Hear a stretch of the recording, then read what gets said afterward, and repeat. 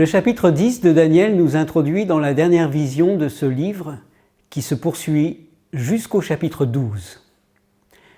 Cette vision nous parle d'un grand combat et nous plonge dans sa dimension spirituelle face au projet de reconstruction du temple pour vivre une pleine adoration.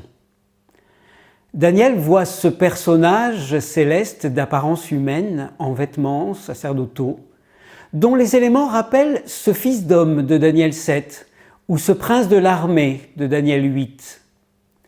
Vous et moi, nous vivons des combats spirituels, des luttes, des difficultés parfois, pour construire ou reconstruire nos vies spirituelles.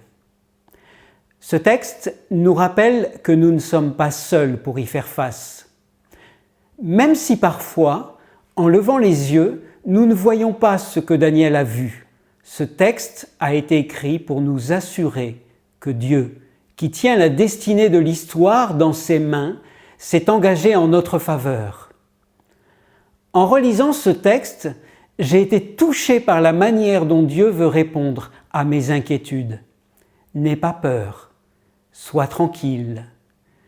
Mais aussi la manière dont il veut prendre soin de moi, dans mes défis, dans mes luttes, lorsque je me sens écrasé, incapable de tenir debout. Par 3 reprises, un ange vient poser sa main sur Daniel, manière de nous dire toute la sollicitude de Dieu. C'est comme sentir la main d'un proche autour de son épaule dans les moments difficiles. Quelqu'un qui te dit « Tu n'es pas tout seul, je suis là avec toi ». Alors, sois fort, bien-aimé. Ce savoir aimer, ce savoir réconforter nous donne force et courage.